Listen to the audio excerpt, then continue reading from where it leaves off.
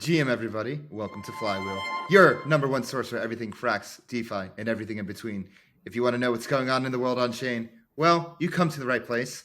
This is DeFi Dave here with Capital K, and we're here to help you harness the power of the Flywheel.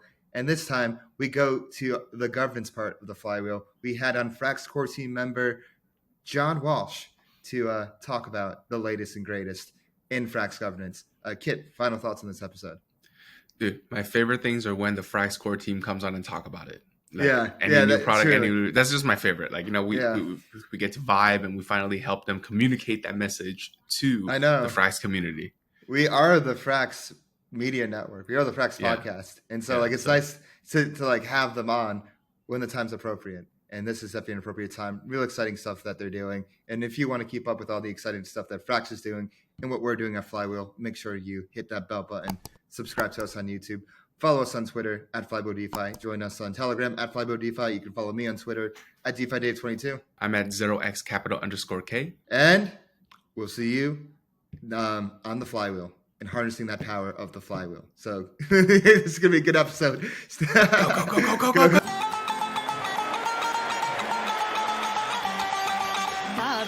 परदेसी नू तैनू नितजार होना पै जाऊगा नाल रंजेठे जोगी दे तैनू जोगण होना पै जाऊगा इश्क दे अलिया जख्मां दे खुद हंस के मुंह सी लांगी जे यार मेरा मैनू जहर दे मैं गट गट करके P Langi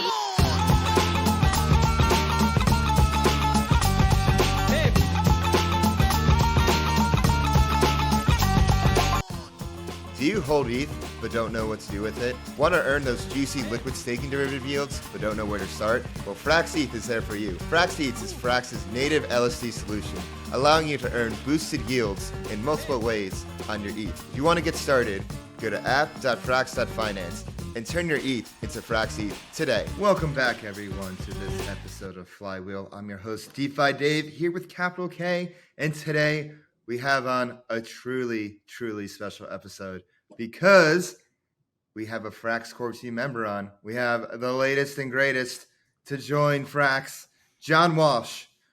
John, how are you doing today? I'm doing great. How are you guys doing? Doing pretty well. John was brought on a few months ago. We actually met back at ETH Denver when you first joined the Frax team. And back then, they brought you on to work on FrxGov. And so, Frax, it's interesting because for so long, this has been a touch point for, critics of Frax saying oh, they're multi-sigs, oh, this and that, which are all actually valid criticisms. I want to get that out of the way. It's and they're quite healthy for Frax because it pushes Frax to decentralize further, which is ultimately the end goal of this overall. And so then, John, they brought you on and you have been grinding on governance ever since. So, let's get right into it. So I want to see if I can pull up the graphic that we have. All right, can everybody see that? Yeah, we got that. We got. All right. So my first question for you, John, is what is FrxGov and how does the system, uniquely fit the needs of Frax as a protocol? Sure.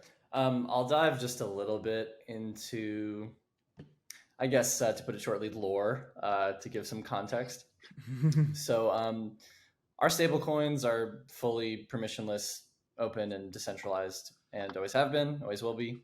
But as you brought up before, kind of the main problem was that there was this core trust model for Frax in general as a protocol. And that was that we had to assume that the multi-sigs are not malicious. In other words, the Gnosis safes aren't compromised in some way. Some ways that they could be compromised is, a team member going rogue or a nation state forcing us to execute certain actions. So the whole point of FrxGov existing is to completely remove that multi-sig wallet signer trust assumption. And we do that by giving VE-FXS holders the ultimate say in what happens on chain. Okay, I want to repeat that point. So the whole point of FrxGov is to get rid of the multi-sig trust assumption. Right. Okay, that's very important. So, okay, continue. Cool. So what I also want to highlight is that VE-FXS holders can essentially form large coalitions and do whatever they'd like. We have a 2-governor approach. We have Frax Governor Alpha and Frax Governor Omega. I'll get a little bit more into that later.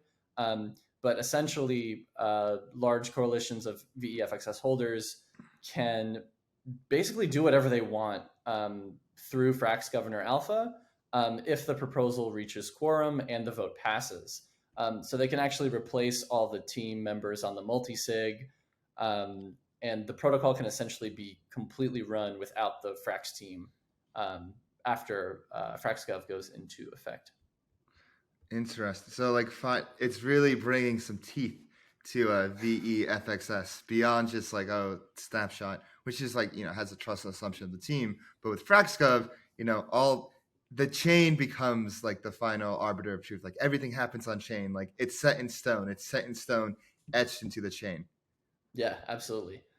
So once we roll out FrxGov, Frax will be fully permissionless, trustless, and decentralized. You want me to hop into kind of the differences between Alpha and Omega? Yeah. Actually, let's just like walk us through the process of, a proposal going through FrxGov. How does it work? And what are the main differences between Alpha and Omega? Sure. So this is a little small, so I'm going to pull it up in another window. Here we go. Yeah, so basically, I'll do a quick walkthrough of this swim lane diagram. This is relatively high level, but kind of hits on all the key points. So essentially, we're at start. We determine whether this is a new initiative or not. If it's not a new initiative, then the Frax team will just go and create a Gnosis Safe transaction using the UI, which that's our multi-sig wallet that we use. And currently our safes require 3 signatures out of 5 total owners. Okay. Once we add Omega is actually an owner on the safe. So we will increase that threshold to 4 out of 6 with Omega being a signer, but we want 3 of the, team member owners to sign. And once they do that, then that Gnosis Safe transaction gets put into Frax Governor Omega to be voted on. Okay.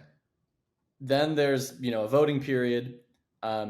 If the proposal passes, then Omega essentially, as a signer on the safe, approves the hash and then of the transaction, and then it can be executed by the Frax team.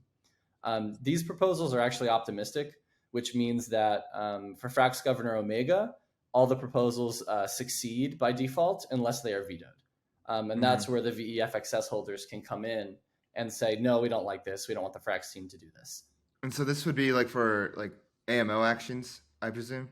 Yeah, pretty much anything that doesn't touch kind of administration of the safe.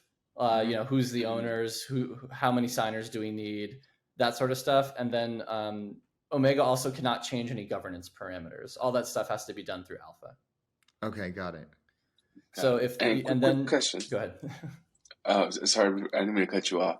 But you said 4 out of 6. So theoretically, if Frax, 4 of Frax's core team could just sign it, right? Or is the Omega must be the 4th signature? Omega must be must be one of these signatures.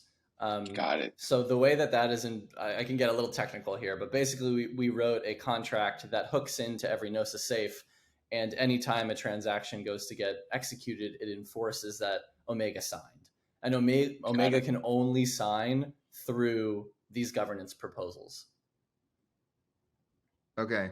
And so I guess let's go back a bit. Like Omega is optimistic and it will say yes unless vetoed otherwise, right? And so how long will it take how long does it take for Omega to say yes? And like how long is that period of veto? So the voting period for Omega is 2 days. Okay, 2 days. And the quorum is 4% of the total VE-FXS weight at that time of when voting starts. Okay. Got it. Okay, so let's finish up this this process here. So now we're like, sure. Okay, Omega. Okay, did you have any other questions there? Just the fact that how did you guys come up with the 4%? And it's if nobody comes in and veto, it just goes through, right? Even if the quorum is not met. Exactly. If the quorum is not met, it goes through. So Okay, you need 4% or more of people to vote and veto for it to not go through. Got it. Okay, so then Omega passes. Now we go to Omega execute approve hash, and then Yeah. And then, so the execute approve hash is just Omega saying, yes, I approve of this underlying Gnosis safe transaction, and then anyone on the Frax team can execute it. Okay, and then Frax, and then it ends. Okay, yep. Sweet. So that's like the happy path. Frax is doing some normal thing flow, right? Some AMO operation selling something, something simple. Okay, so I guess like my question is like, so it takes 2 days for like an action to pass through Omega. So like, I guess like the Frax team has accepted that delay for decisions from now on, because like before it's just like multi-sig, like that's like, we got to make an adjustment. Like, oh shit, we got to like pull out of this bridge, this and that. So like the Frax team feels comfortable with this 2-day delay right now. That's a great point that you brought up, actually. So one thing that a unique spin that we put on to on the base level, Omega and Alpha are both leveraging Open Zeppelin's governor contracts.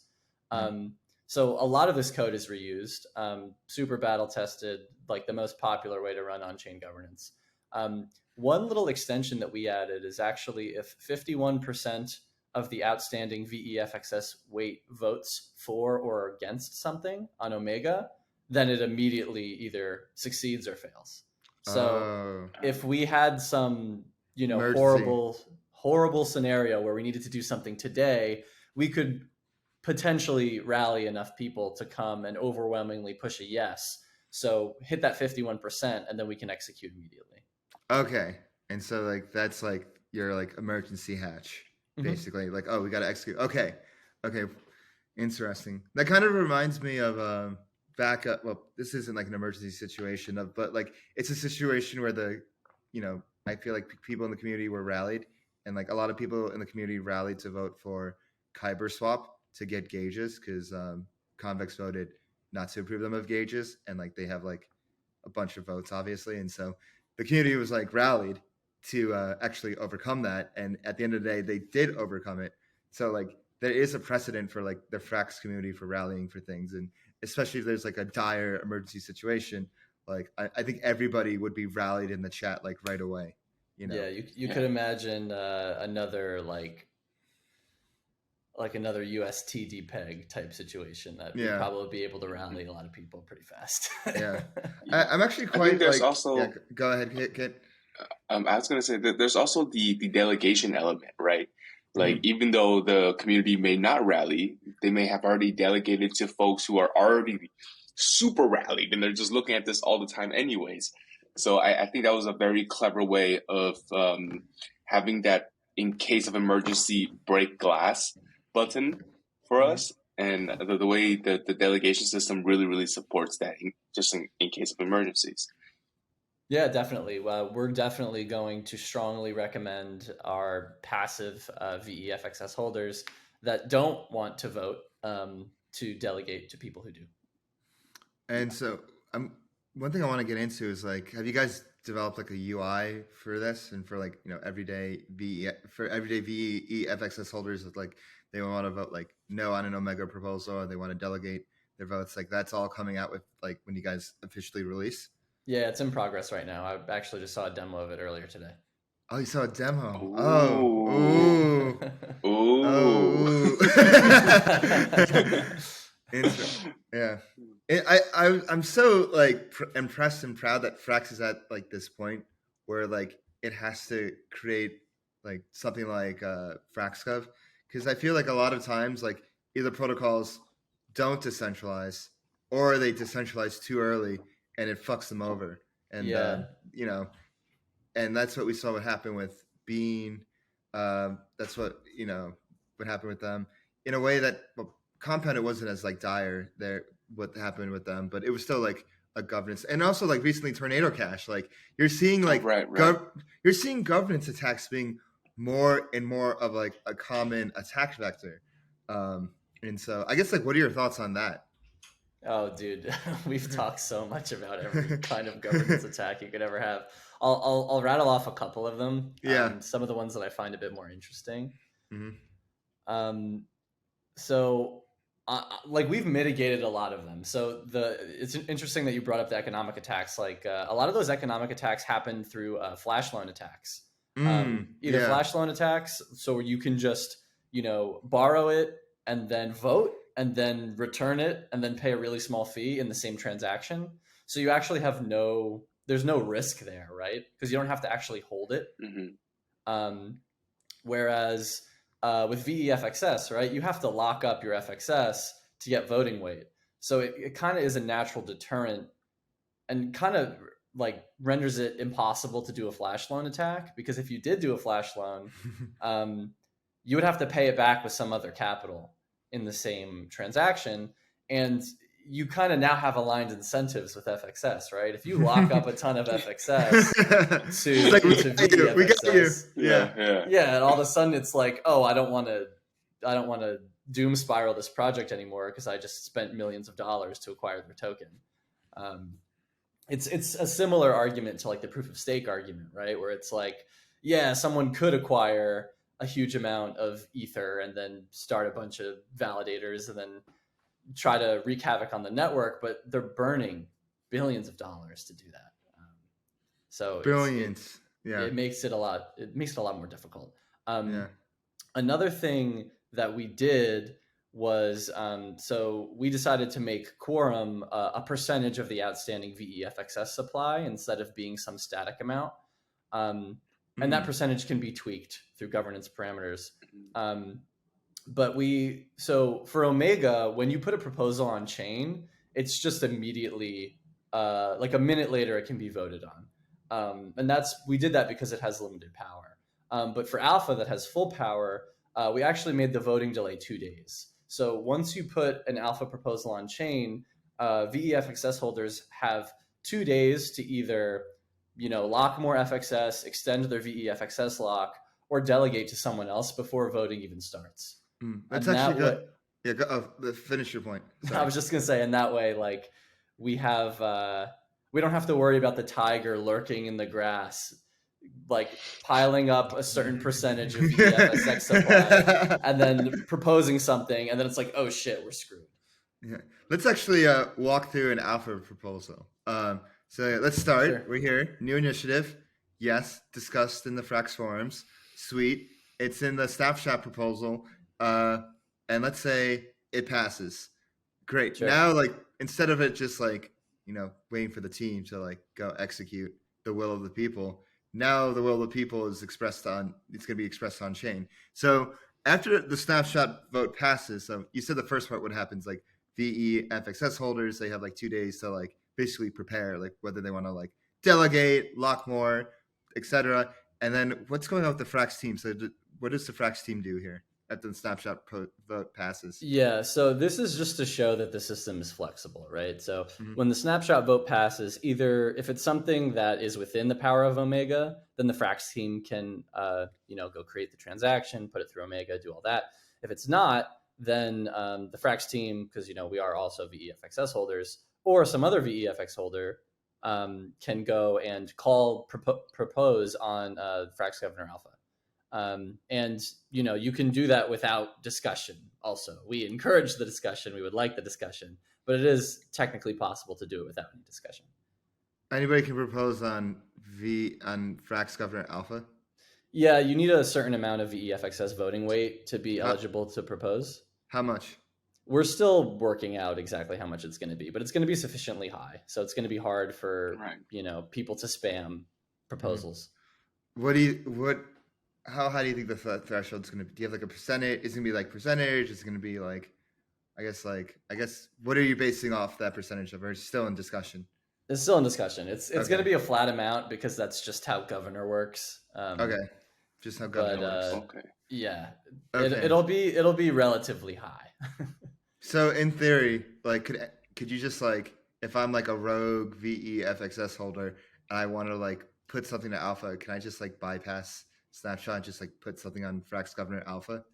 Yeah, you need enough to surpass the proposal threshold, but then you also need to make sure that proposal hits quorum and then also passes. So, and that goes to the next part. Yeah, there's many levels of checks and balances. Okay, so let's go down the kosher route. So let's say snapshot vote, add like this new gauge, it passes. Now somebody with like the threshold can like propose to FrxGov alpha. Now we're here in the on-chain proposal phase. What next? Right, so that proposal fires, then it sits on chain for 2 days. So everybody starts delegating, they buy more FXS, they lock it, they extend their locks, whatever they want to get more FXS, FXS voting power. Then there is 4 days to vote, which is that white diamond. We see if it passes or not. If it doesn't pass, that's it. If it passes, then as soon as it passes, someone can queue it.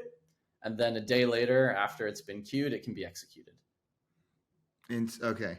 That's actually quite straightforward and simple. It's much simpler than the Omega flow, yeah. It's honestly, this whole chart is much simpler when you have it like laid out and like explained. Yeah. Quick question. Just to clarify about it says 2 days and then 4 days. So in total, it'll take 6 days for a transaction to go through? So voting delay is 2 days. Then voting period is 4 days, and then the queue is 1 day. So 7 days, ideally. It can sometimes be a little longer based on another attack that can happen that I can talk about later. What kind of attack? Sure. So this is also something that Open Zeppelin developed for Governor that we plugged in. What you could imagine is that there's some whale, like we're right at the end of the voting period, right? There's a second left, a minute left, like a super small amount of time that no one's going to be able to react. It hasn't met quorum yet. No one thinks it's going to meet quorum. Then all of a sudden at the last second, some guy pops in with 15% outstanding VE-FXS voting weight, pushes it over into quorum, and then it succeeds. So in that scenario, when something gets pushed over the quorum in like kind of the final hour, then we're going to add another 2 days to the voting period to make sure that like the community has time to respond, because it's like, oh, this wasn't even going to hit quorum, and now it's hitting quorum and it's going to pass. Okay, we need to reject this. Got it. So and when you said that last minute or second, that is in the 2 day delay block. That's when it has 2 days to meet quorum, and he waited, or it waited until that last second. That's when it gets extended. If they, and then you add another 2 days. Gets hit, okay. Yeah. So basically, in summary, there will always be at least 2 days to vote after quorum is hit. Got it. Okay. Yeah, there's a lot of conditionals. Okay, so and then is there? Sorry, last question about this, because are there circuit breakers for this, just as there are for Omega?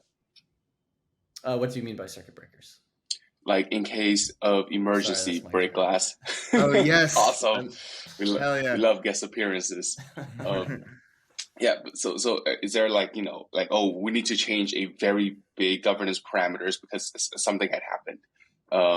Is there a way to kind of bypass all of the quorum and stuff, like how we hit 51% for a Governor Omega, and it just kind of goes through?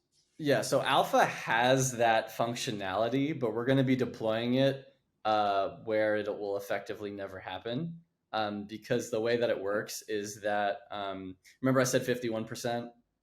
So that's configurable. That's a governance parameter. You can change that if you want. Right. But on Alpha, it's going to be 100%.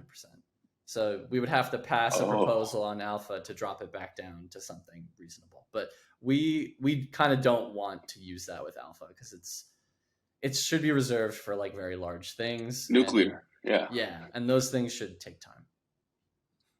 Got it. Interesting. What was I going to say? Oh, so like let's say like the worst case scenario happens and like everything like gets passed, and now we're like at that like 1 day queue and like some like, you know, we're in like a compound situation. It's just like, you know, one, and then you have like 1 day to react. Like, is there any like last minute precautions that like can be done to like, you know, let's say to like remedy the situation? Not really. So the last day, we have that last day in there. We have that time lock in there for a specific attack that, or you might not even call it an attack, but basically it's when a majority of VEFX holders collude to like shut down Frax. They want to drain the treasury. They want to drain all the stability mechanisms, and they want to return those assets to FXS holders. So that's kind of what the time lock delay is for. We're going to give Frax users a day to exit any positions they might have in Frax assets before all of this comes to fruition. Otherwise, it would just be able to happen immediately. So that's what the time lock is for. So technically, if VFXS holders want to do that, they can. So that's what we mean when we say that like this is actually decentralized now. There's no like final, you know, secret gun we have. Like there's nothing that you guys can do to like save the protocol at this point. It's just like when it's so over at this point. There's nowhere but back key. There's nowhere back key here. Yeah. And there's no control. Yeah, no, I like. It's really. I feel like with governance, especially stuff like this, I naturally just think of, and Kit, you too, or just think of like worst case scenarios of like, oh, what if this happens and that happens and that happens. And so like so how long have you? So you must be doing the same thing as well. And like what is the process of going through this like brainstorming process? And like, is it interesting when you like discover new things along the way? Like, have you learned a lot of new things along the way? Dude, I've learned so much. Oh, you're muted. You're muted. I'm muted. Am I muted? I got it. Okay. Sorry. No. I was gonna say, before we jump into the brainstorming process to come up with this, could you walk us through quickly what a proposal that fails look like? One for alpha and one for omega. Sure. So let's get to the part. So let's do omega first. Let's jump to the on-chain proposal lane where it says 3 safe owner signatures. Yep. So it's possible that one Frax team member says, hey, we should do this, and then it doesn't get 3 signatures. So that's one kind of like failure case. And in that case, basically, I need to get a little technical here. So the way that Gnosis Safe works is that if you have a transaction, let's say you have transaction A, and you don't want to execute transaction A anymore, what you actually do is you execute a 0 Ether transfer with the same nonce, which effectively cancels it out. It's like, because the way that the Gnosis Safe works is an ever-increasing nonce, right? So we have transaction A with nonce 0. Now we don't want to do transaction A anymore. Now it's actually the 0 Ether transfer for nonce 0. Then that gets executed. It increments the nonce. So all the failure cases for Omega are that. Omega basically approves a Gnosis Safe transaction that's a 0 Ether transfer. Then the team can go in, they can sign that 0 Ether transfer, and then they can execute it. So that's both flows. That's whether it gets into Frax governance, Omega, and gets rejected, or if the team doesn't get enough signatures, or they decide at some point that they're like, hey, we don't actually want to do this proposal. We messed it up. Let's abort this one, put in a new one. And then for the failure, any questions on that before I jump into Omega for the failure case? I mean, alpha. Or alpha, yeah. Cool. Nope. Alpha is super simple. If the proposal fails, that's it. Love that. That's it. It's just the proposal's in like a failed state and you can't do anything with it. You can propose it again with a different description, but that's it. Love the simplicity. Yeah. I'm sure the brain. Yeah, go ahead. Alpha is basically just as close to a vanilla Open Zeppelin governor contract as we could get. And let's get to the brainstorming question. Thoughts on that? Oh yeah, so the Frax team, the way we work is like really iterative. So a lot of this kind of came to fruition as it was being built. A lot of these attacks we kind of thought of on the fly. So yeah, it's a very iterative process, just learning a ton along the way and learning a lot from kind of the people who messed up before us. Yeah, ain't that the case? You know, in terms of like developing FrxGov, how much of it? So you guys use Open Zeppelin contracts a lot. Like, how much of it is like Open Zeppelin contracts, and how much of it is like new like contracts that you just like create originally and yourselves, or is it more just like you're mixing and matching Open Zeppelin contracts? Like, how does it work? So basically, alpha is almost entirely that. I would say 90+% of the code is mixing and matching Open Zeppelin Governor plus Open Zeppelin Governor extensions. And then I want to give a shout out to ScopeLift. They built an extension for Governor called Governor Counting Fractional, which allows you to vote fractionally. So let's say you have 100 voting power, you can vote 34, 30 against, 40 abstain. So they built that out, which was great. We're using that as well. ScopeLift? Yeah. Who are they? They're just like a general crypto dev shop firm. Nice. Shout out to ScopeLift. Yeah, I'm pretty sure Governor Counting Fractional is going to be adopted officially as like an Open Zeppelin Governor extension soon. I don't know the timeline for that though. But yeah, they're great. Working with them is great. All right, get off screen. I know, we love this thing. Yeah, and then with Alpha, there were just kind of some smaller things that I added. It's almost entirely Open Zeppelin code. Omega is similar, but kind of the special logic about integrating with the safes and only, transactions can only be added after a certain amount of signatures are gathered. Like all of that we had to write. So Omega is more homegrown, whereas Alpha is almost entirely mixing and matching existing contracts. Got it. Yeah, like honestly, like shout out Open Zeppelin for being the foundation of crypto and Web3. Absolutely. Like I feel like, a lot of times like people that are messing around on chain, they don't realize what's going on, in the piping and below in the infrastructure. And Open Zeppelin like really holds a lot of that up. And like the fact that the Frax team, like, we say 90, almost like 100%, like close to 100% of like these contracts are like Open Zeppelin. They're just like little bits of like tinkering here and there.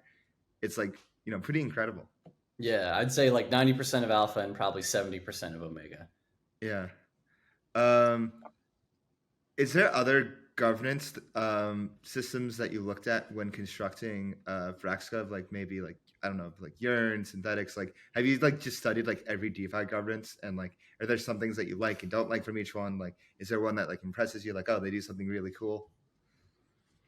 Not really. Not really? I feel like on-chain governance is honestly kind of underexplored. I think a lot of people are just kind of like, cool, deploy Governor and call it a day. So in a lot of ways, to my knowledge, no one has ever done Governor integrations with Gnosis safes like we have. And that's kind of where all the complexity in the system came from, is kind of all of these complex integrations, right? It's like, how do we integrate with the VEFXS contract in a way that's gas efficient? How do we plug into the safes in a way that works with the safe UI, but then also like works permissionlessly on chain where we don't have ultimate power. So a lot of it kind of came down to just really like fleshing out what the ultimate best system for us was going to be. That's unique for Frax. What's really interesting, you just said governance is underexplored. Can you go into that more? Do you feel like it's funny because we talk about, especially now, like the beating drum is like Lido, or like it's like too big of a force. Like we need to decentralize more. We need to decentralize this and that. It's a lot of virtue signaling. But when it comes to governance, which is like arguably one of the most important parts of this whole decentralization, world that we're trying to go towards, allegedly. You don't really hear a lot, and you have statements like yours where it's underexplored. So can we go into that more? Yeah, like the feature I was just talking about, the fractional voting.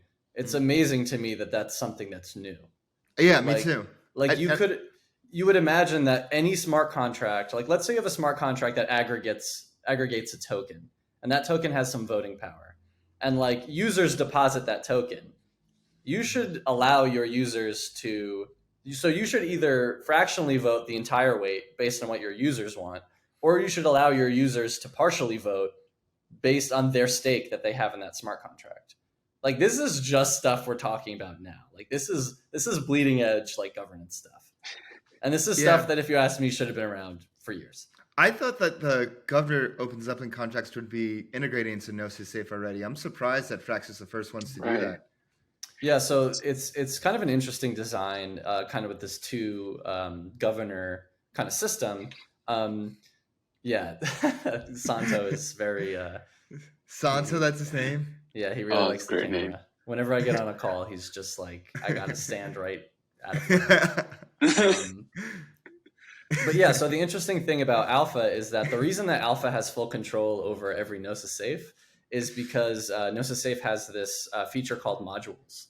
And basically, if you register something as a module, it can do whatever it wants to the safe. Kind of like Santo. He just kind of does whatever he wants. Get out of here.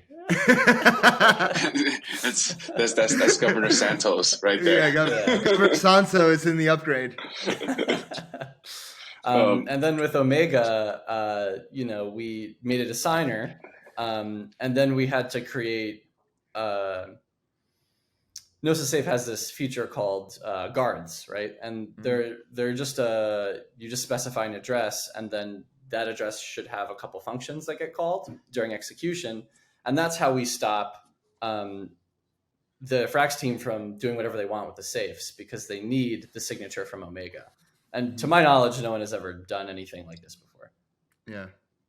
Yeah, that seems so like rudimentary. Like it seems like such a core primitive, like governance primitive. Like, do you guys ever think about kind of open sourcing FrxGov after obviously it runs a little bit and you kind of get a little test and production bit? It's open source. It's already out there. Yeah, People GitHub, can just use it. Wow, so someone can effectively front run Frax and just do FrxGov before Frax and just I hope people fork the contracts and find it valuable. Talk about truly public good right here. Yeah, I mean the public repo is a little behind the private one, but by the time we actually do the deployment, they will be the exact same. Wow, I'm like thinking like where the hell is DeFi governance currently right now on chain? So a lot of it, it's kind of interesting because I could be getting history wrong, so don't quote me on this. But from what I understand, it was like we had governor, and then people were like, this isn't good enough. And then they kind of went to Gnosis Safes, and then everyone was like, this isn't decentralized. And FrxGov is kind of like, you're a protocol with a ton of Gnosis Safes already, and you want to decentralize, here's how you do it. So it's like plugging into natural evolution. Exactly. Wow. You never really hear people talk about governance structures because it's not sexy. It's not like people are like making money. It's not like there's future markets on. It's not Pepe. It's not Pepe. Yeah. I mean, it's not Pepe. But it's funny. But still, at the same time, people talk about like decentralization this, decentralization that. Yet they don't talk about governance. So it's just like and that's the funny thing, right? Like people, I don't want to name names, but there's all these projects that talk about how decentralized they are, and then at the end of the day it rolls up to an MSIG that can do an infinite mint on whatever the underlying asset is, right? Like once FrxGov is in place, like that's not, you can't do that unless everybody wants it. So you have this kind of check and balance on the multi-sig, which hasn't really existed before. The trust me, bro. The trust me, bro doesn't work anymore. Trust me, bro consensus is broken. Actually, before we move on, I finally thought of a question about the when a proposal goes no for Omega, like it will send a basically 0 Ether transaction to kind of cancel. That's simply any cancel and replace transaction that you do yourself when you get a transaction stuck, right? Thing. So same thing. But my question is, that transaction also needs a 4 out of 6 transaction or a 4 out of 6 signer, right? So the Frax team still effectively has to sign this clearing transaction. Exactly, but it's a zero ether transfer, so why wouldn't they? Right, but I'm just assuming if the Frax team got $5 wrench attack, right? all three of them. So I guess it's a $15 wrench attack because there's 3 wrenches involved, right? So then, like, what happens in that situation? Is it just now kind of in this infinite loop of just stuck in this nonce and just governance is kind of bricked? No, it's not bricked, right? Because Alpha can still do whatever it wants. There you go. Okay, Alpha comes in. Alpha can save the day. Yeah, Alpha doesn't give a shit about the signers. It doesn't care about the Frax guard. Alpha is like, I can do whatever I want to this safe. And so the ultimate like attack on FrxGov, I mean on Alpha, like you said, is if like the token holders decide to just dissolute Frax and just bring the treasure. So that's like the worst case scenario that you guys have thought of, or is there like a more worst case scenario you guys thought of? Yeah, I mean, like a bunch of people could collude. It's a similar attack. Like a bunch of EEFXS holders collude, and they decide that they want to drain the treasury or they want to drain all the protocol owned liquidity or whatever. Like it's a similar thing. Yeah, then it's just so over, literally.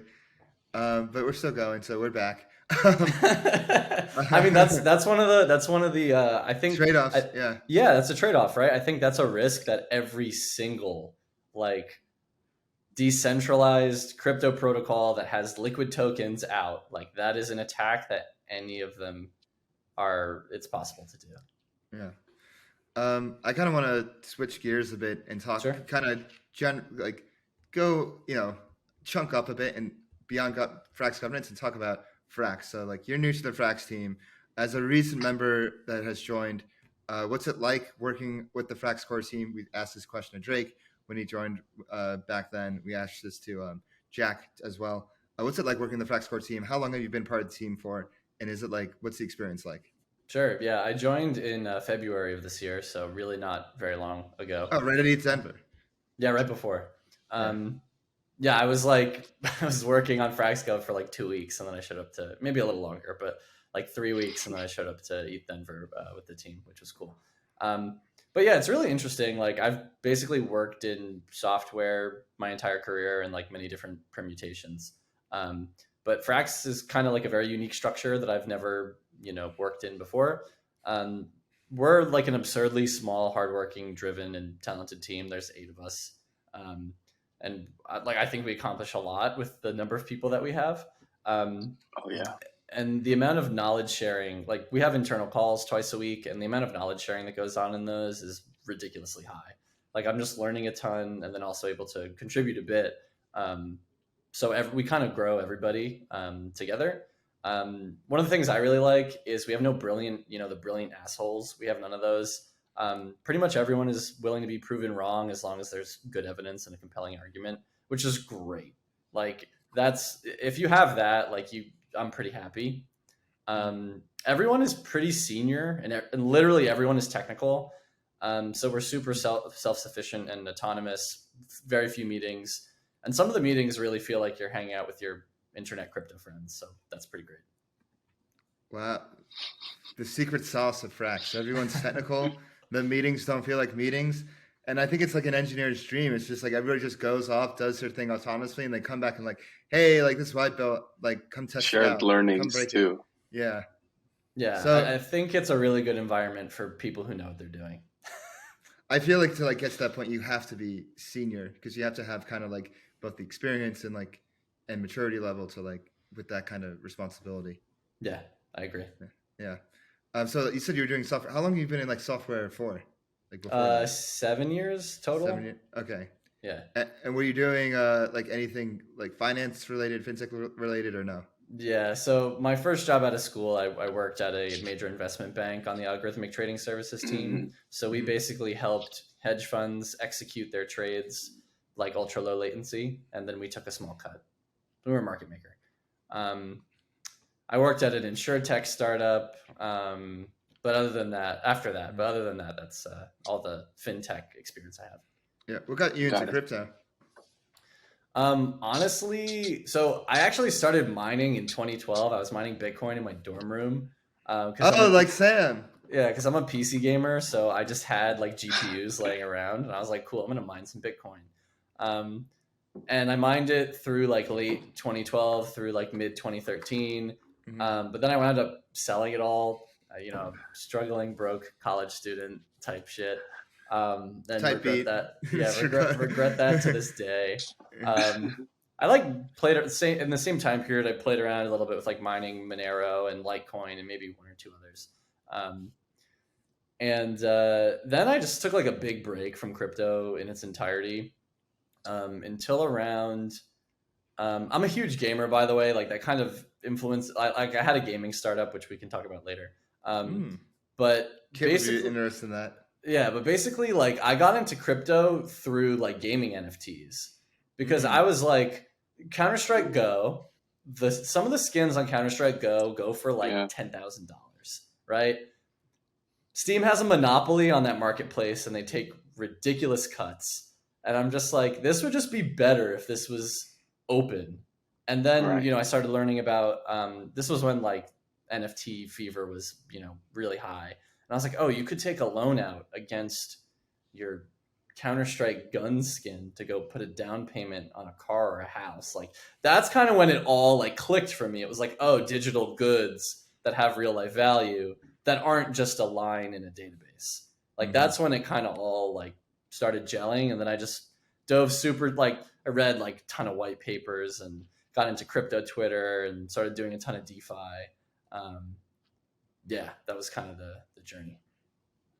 Wow. Let's talk about your gaming startup. Kit, I'm sure you have a question about that. Yeah, definitely. Please walk me through. Was it anything related to using crypto or? No, but it should have been. Okay. Tell me. Do tell. Yeah, so I started working on it with my really close friend in 2019, and we worked on it through the end of 2020. So peak COVID, right?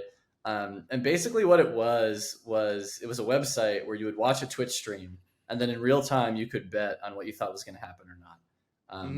So like if you're familiar with like proposition bets, like so we did it over Counter-Strike. So every 2 minutes, it's like counter terrorists win this round, yes or no. Streamer gets 2+ headshot kills this round, yes or no.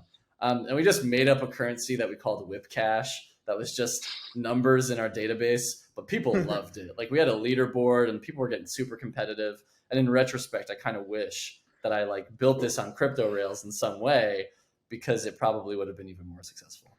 Wait, what happened to the startup?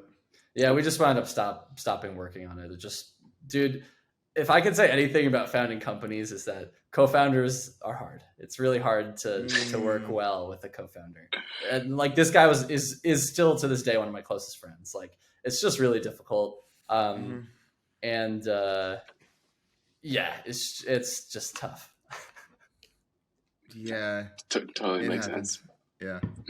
Now, taking from your experience working at like a pretty big investment bank to then like a startup and then to having your own startup, like how does all of that compare to working in the Frax team?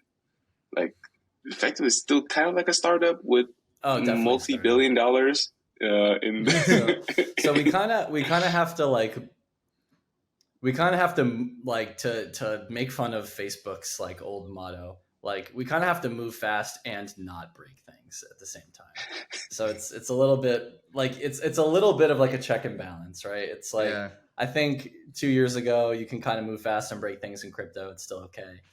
Now with all the TVL that we have, it's like no, we gotta still move fast, but we gotta get audits and have really high code quality. Yeah. I would say that all of the experiences I've had in my career. I've done stuff mostly back end, and then for my startups, like I was doing a lot of infrastructure stuff too. So like I just have a pretty good understanding of systems design, which I think never hurts as a software engineer. So it kind of made it easy to just kind of show up to the team and like be a semi-knowledgeable person. I also worked as a smart contract auditor before I worked at Frax. So yeah, it's also a good perspective to have. Like a security. So Frax wasn't your first foray into crypto professionally. No. Oh, okay. Was the smart contract auditing the first thing? Yeah, that was the first job I got paid for with dollars to do crypto adjacent stuff. Yes. Yeah. Now you get paid in Frax. Auditing is really interesting. I feel like you need to be a certain type of person to really love it. I learned, like, I was there for probably 6-7 months. And I found some pretty good stuff. Like, I found a pretty cool thing in a MakerDAO contract that got me like a very tiny bit of cred.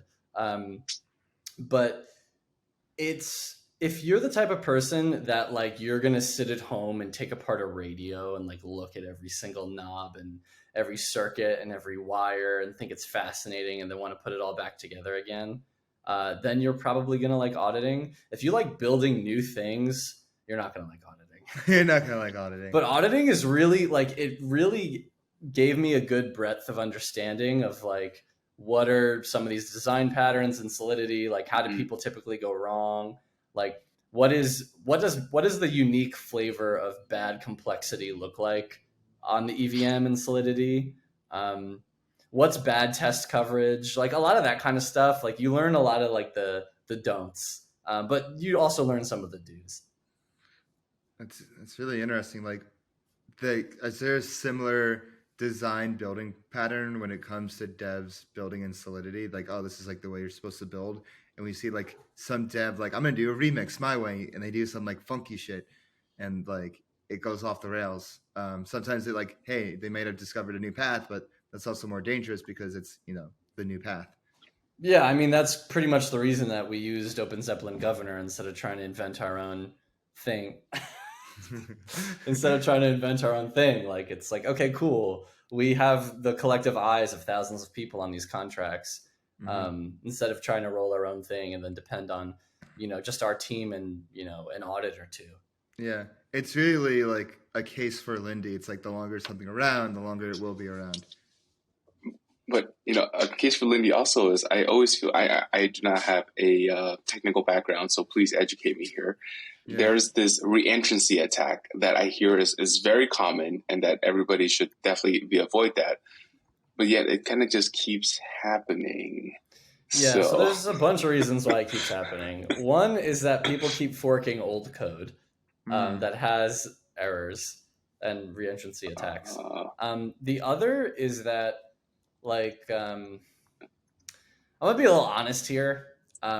I think there is, in like the world, I think there are a lot of people who are interested in crypto, and I think there are a lot of people who are good software engineers, but there's not a ton of overlap of those two. A lot of the software engineers that I know, like I spent a lot of time in the Bay Area. I lived there for about 4 years when I was working on startups and at startups.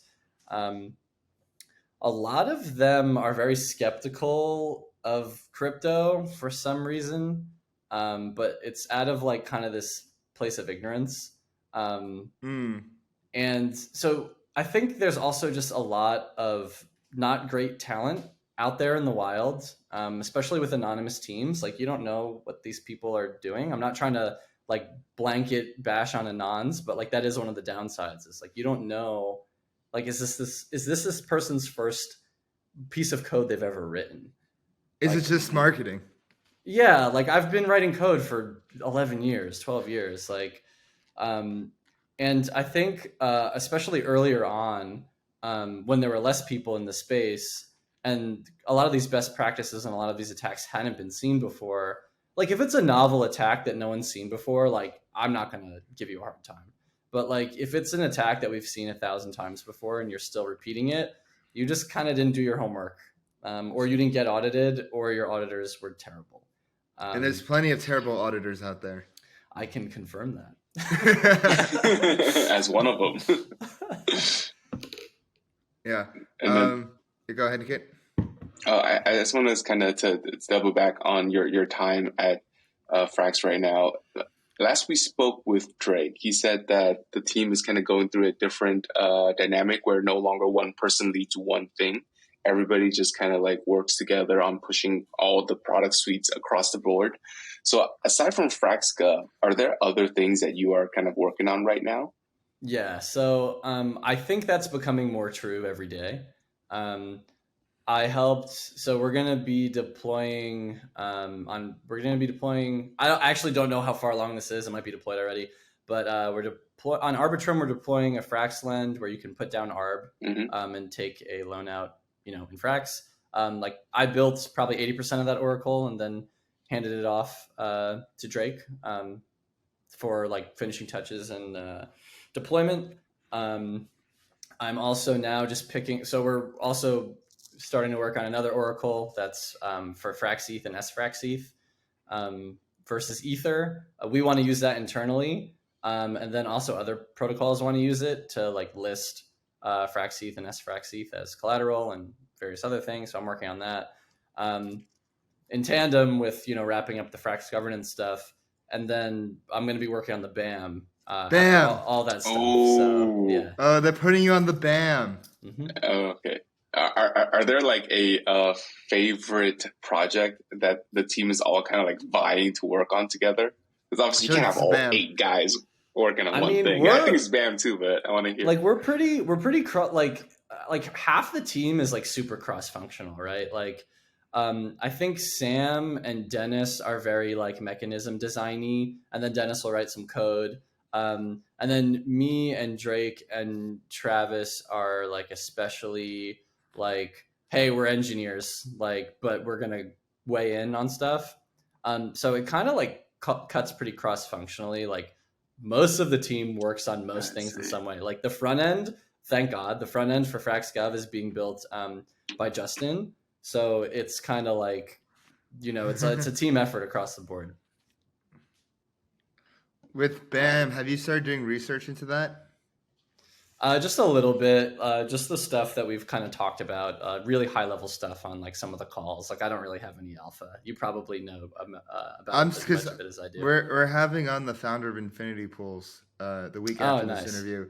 So like I'd love to like get your like take on it, because I'm trying to wrap my head around these Infinity Pools, because it's like it's not exactly a perp, it's not exactly an option, it's somewhere in the middle, and there's no oracles, there's infinite leverage. It can be for any. It sounds like too good to be true. I mean, I read the white paper back when it came out, so like I'm pretty rusty on it, but it checks out. It checks out. The reason that it can't be liquidated is because the LP token's collateral. Yeah, exactly. So if either goes up or down, the position is now same value, like the same value, or it's like it's one weird expensive. Trick. It's exactly. It's one weird trick. It's a weird math trick. Yeah, the infinite leverage is a little bit of an exaggeration. I think practically it's up to like 1,000 times. 1,000x. Only 1,000x. Yeah, only 1,000. But yeah, like they're really smart guys. They're a good team. I've talked to them a little bit. Yeah. Okay. I'm starting to wrap my head. I've been doing my research. I've been like watching interviews of this, like reading reports on this like all week. I'm just trying to like wrap my head around it, and it's like it's cool because it's a DeFi native solution. That could be the true Uniswap moment of derivatives, because we always hear about like, oh, this is a Uniswap moment. This is a Uniswap moment. Like, no, like something like this without oracles is a Uniswap moment. Especially with like things like with Dan Eltzer just came out with the thread and did an interview with Banklets like DeFi is broken because it's over reliant on certain dependencies, one of them being oracles.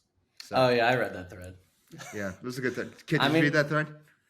I didn't get a chance to get, but I think minimizing oracles is great. The reason I don't remember off the top of my head, but I'm guessing the reason that Infinity Pools doesn't need oracles is because they're essentially like running Uniswap v3 under the hood. So like Uniswap v3 has an oracle built in. And you would imagine that since it's just an AMM, right? Like any price that's horribly wrong is going to get arbed. So like you kind of have this like economic guarantee that your price is going to be pretty close all the time. Yeah, because like I'd like to call like arbitragers just incentivized oracles. Yeah, more or less. Literally, that's the right oracle system. You pay the arbitragers; they're economically aligned with you to like keep the price.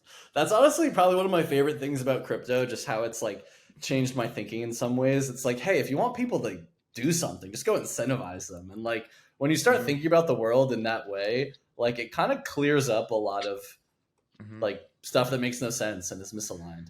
Yeah, I think like what people in crypto, because like I've heard the statement, yeah, it's like computer nerds discovering finance, but I feel like it's so true. Yeah, but like it's like sometimes they like fail to discover like the important finance economic assumptions part of it, and a clear example of that is with these LSDs. People are just like complain, like it's kind of like old man yells at cloud, or like when it comes to like Lido, it's like yeah they have 75%, but like you just saying like oh like decentralized out of principle, well that's not enough to motivate like you need to incentivize them to go the rational do something individual else, which is what we're trying to do with FrxETH and FXS. Yeah. Can you go into like your thoughts about like FXS and FrxETH more, like put in like your own words and like kind of like what's the case for like using FXS? Yeah, I mean, I think it's brilliant. Like when I found out about it, I was like, holy shit, why isn't everybody doing this? I know.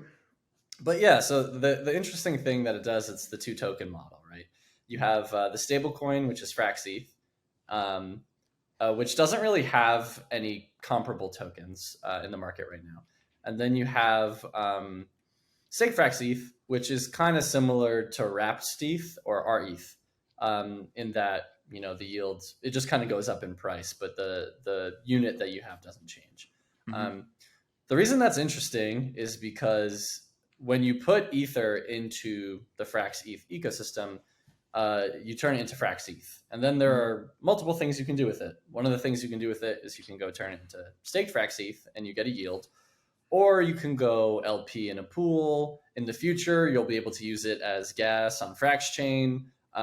There's all this utility that's being built for FrxETH. And the reason that that's cool is because all of the ETH that backs FrxETH goes to validators. So if you're holding FrxETH and it's, you know, not FXSETH, the yield that you would be getting goes to staked FrxETH.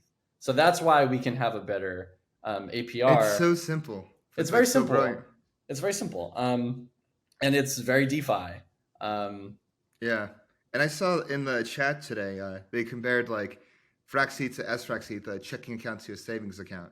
And so you're just holding like FrxETH, that's just like your checking. That's what you're just like using to pay the bills or paying for shit, this and that. And FXSETH, it's like, oh, that's what you have in savings. And, you know, mirroring, you're just like rebuilding, well, not rebuilding, but like emulating like what a bank would look like, but like in a more, but on chain in a decentralized fashion. Yeah, like the one of the, like I love FrxETH and I love liquid staking derivatives in general. Like, when people kind of ask me what Frax does, like who are kind of maybe not into crypto or kind of not really don't know anything about DeFi, like one of the first things I'll say is I'll usually say, yeah, we're trying to be the Federal Reserve of Ethereum. Yeah. Basically, the central bank of, well, we say that for like Frax, you know, Frax trying to be like the central bank of, you know, dollar peg stablecoins, but like, yeah, central bank of Ethereum, like completely makes sense. And like that is still like remains to be seen. Like there's so much ETH left to be staked. Like it's not over yet. Yeah. And there's so many interesting things. Like all these people are now you know, LSDFi, all these people are building stuff on top of the liquid staking derivatives. And, you know, I think like plain Ether as collateral is gonna be kind of a thing of the past. It's just a lot, like it's just interesting, all these changes that happen. Yeah. I feel like it's incremental, and then, you know, 2 years later people start paying attention, and then it feels like it's all at once, but it was actually brewing the entire time. What's something you think that people aren't paying attention to now but will be like a thing in a year? Oh, that's a good question. That's why we're here. I've been so heads down the last couple of months on like like when I was first getting into crypto, like I had much more of like a VC mindset. And now I have such like a builder mindset. I think like I'm generally bullish on app chains, especially for gaming. I've written articles about this in the past. The TLDR is that it's a much better developer experience to kind of have your own chain to build games on top of. And I think like Avalanche gets that. I think the guys at Argus Labs get that. They're kind of building like rollups on top of Ethereum that are meant for gaming. But yeah, other than that, I don't have a ton to say. It seems like we've lost. Oh, he's back online. I was just saying that I think the best use case. I actually think DeFi is not a great use case for app chains because composability is good. But for like gaming, 99% of the stuff you're going to be doing is going to be on that chain. And I think it's a better developer experience. I think it's more performant. That's the only kind of like big picture like thing that I think is pretty obvious that a lot of people are going to miss. But yeah, that's really all the future pontificating that I have off the cuff. Yeah, so before we wrap up this interview, I had a question about delegation. What is the let's say like Flywheel wants to be a delegate. What is the process of like us like, being like, hey, like you can delegate to us. What does that look like? Yeah, I mean, right now it's just going to be go convince people to call the delegate function on the on the proper contract with your address. But yeah, I mean, I'm sure Frax will retweet that, and we're probably gonna build that into the UI. I don't recall off the top of my head, but nice. We're also in the UI. We're also like listing who some of the bigger delegates are. So if you get to the top early, it might be easier to stay there. Yeah, so we gotta like have the Flywheel multi-sig whitelisted for FXS. No, you don't. So actually, you don't? Yeah. So another technical detail, we wrote this contract called FXS voting delegation, which I haven't really talked about because it's really not that important. But basically what it does is it fetches your state from the FXS contract, it stores it, and then it determines what your voting weight is. And that's also where delegations happen. And there's no limits on who you can delegate to. So you could delegate to a smart contract if you wanted to without any approvals. Got it. So this allows for like, us at Flywheel, we might not be like whitelisted. Like you don't need to be. Interesting. For voting, you don't need to be. Kit, you hear that? Oh, I'm excited. The Flywheel party. Oh. Yeah. Ooh, I like that. One last question. Do we have a roadmap or timeline of when FrxGov will come out? So we wrapped up the audit last week. I'm doing audit fixes right now. They're pretty much done. Ideally, we're going to try to get our audit firm to do fixes review next week, but I can't promise when they're going to actually do it. And then after that, it's basically, hey, let's roll this out to the first multi-sig that we're going to experiment with. Wow, we're so close. Wow, so like with maybe like, audits and reviews permitting, maybe like a month. Pessimistically, I would say a month. Optimistically, 2-3 months. No, optimistically 2 or 3 weeks. Yeah. All right. So thank you for this interview. And usually at the end of these things, we like to wrap up by doing a rapid fire round where we ask questions that are, more touch grass questions. So Kit, go ahead. Yes. I'll kick it off here. John, what was your virgin crypto experience? When did you first touch the blockchain? I know you said you started mining it in 2012, but what was like the first thing you did? I think that was it. Bitcoin? I think it was joining a mining pool in 2012. Okay, solid. Second question. What is your favorite off-chain touch grass activity? Basketball. Hobbies and interests? Basketball. Ooh. We got a baller in here. I'm okay. Yeah. He's like, I'm all right. What's some advice you would give to your younger self? It's a great question. Don't be afraid to screw up. Don't be afraid to try new things, and don't give a shit what anybody thinks whatsoever. And don't give a shit what the establishment thinks about at all. Wow. Okay. Strong. Last question for me is for me. Last if you weren't in tech, and that includes finance, obviously crypto and gaming, what would your professional career path be? Probably music. Specifically? I mean, I grew up like singing and playing a ton of instruments and like doing a ton of musical theater. So I'd probably want to be in like a progressive rock band or something like that. You remind me of my friend Nate, who also is a baller and who also loves music. Similar archetypes. Shout out Nate. My last question is, who would you recommend come on Flywheel next as a guest? Oh, that's a good question. I honestly don't know who you guys have had before. Just anybody could be like, bring them back. But I don't really know him that well. But I think Scott from Argus Labs, the founder, if you guys want to do like a gaming episode, he's probably like one of the most knowledgeable crypto gaming people out there. He'd be a great guest. This is my favorite question. I'm so happy we included it. And yeah. if you think like, oh, this guy, we should pay attention. Yeah.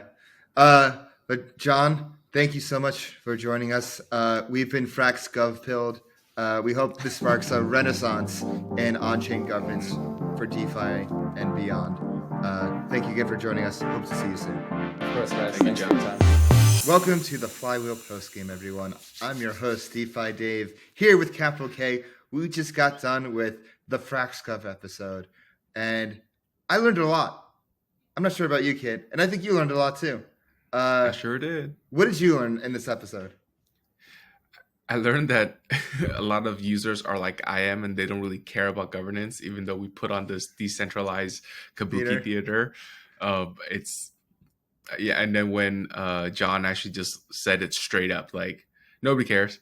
Like, we're literally on the bleeding edge, and it's not really that bleeding or on the edge. So that made me recognize that, like, shit, like, you know, when DeFi, we really care. We got to put our money where our mouth is. Like, I felt like there's a duty for us to do this interview to cover FrxGov because, you know, we're Flywheel with the Frax podcast. Correct.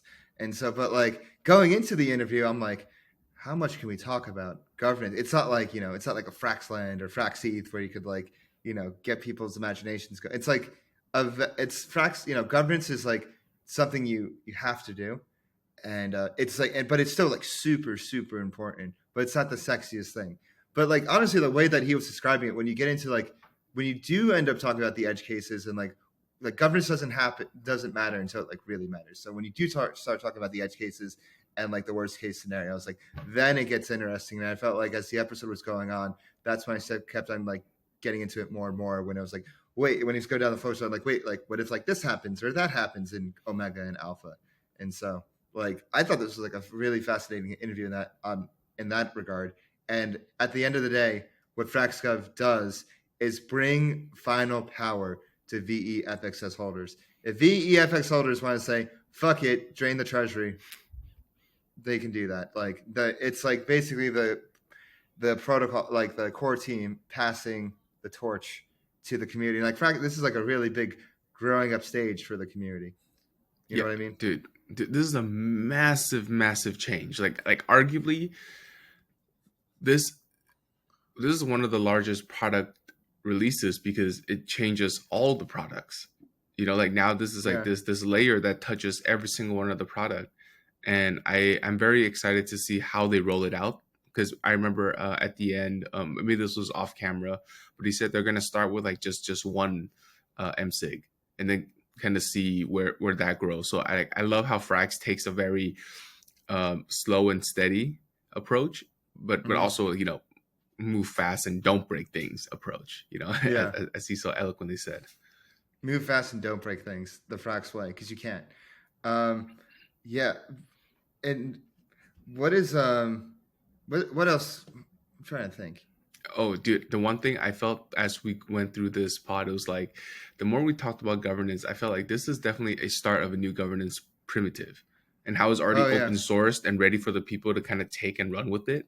I think that's going to be such a we're going to see this implemented across like all of DeFi, right? Because remember, it started with like on-chain is no good, and then everybody went to multi-sigs, and then a ton of multi-sigs, and then now that's also no good. And now this is the next natural evolution to having this like on-chain multi-sig oversight balance bit.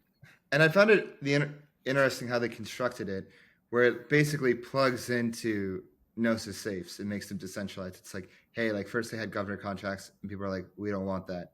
Then they had safes and it's like, that's not decentralized enough. So now I kind of view this as like a combination of the two where they, plug in the governor alpha, the governor contracts of Open Zeppelin into the multi-sigs. And, this is how things are built, just like iterative over time. But which made me think about it is like, we iterated so much on the DeFi, like actual tech sent aside, but on the governance, it wasn't like rocket science. It was like, we had A, we have B, just put them together. Yeah. And yet no one has done it. And Frax is like the first one to do it. So it's and like all the contracts were already like pre-made, like 70% of Omega, 90%. And so it's just a matter of like mix matching them together. So, hopefully like 2 to 3 months from now, this is released on the first multi-sig. We see it out in the wild. And it's Frax again at the bleeding edge of on-chain development, both DeFi and governance and beyond. Yeah, remember, like Frax is always kind of like always early on most things, right? We were, first stablecoin with Frax Swap, then Frax Lend, and everybody kind of has that. So I think this is going to be natural progression as well too. Yeah, I agree. And if you want to keep up with all the progression of Frax and Flywheel, make sure you hit that bell button and subscribe to us on YouTube. Give us a like, leave us a comment. Make sure you follow us on Twitter, join the conversation on Telegram, both at Flywheel DeFi. You can follow me on Twitter at DeFiDave22. You can follow me at 0xcapital_K. And also, you can soon delegate to the Flywheel party. And we will be the steward, a very shrewd steward of your trusted delegation. Yes, sir. Thank you for watching and listening to everyone, and we'll see you next week. Everything said on this episode is not financial or tax advice. This channel is strictly for educational purposes and is not an investment advice or solicitation to buy or sell any assets or to make any financial decisions. This video is not tax advice whatsoever. Please talk to your accountant and do your own research.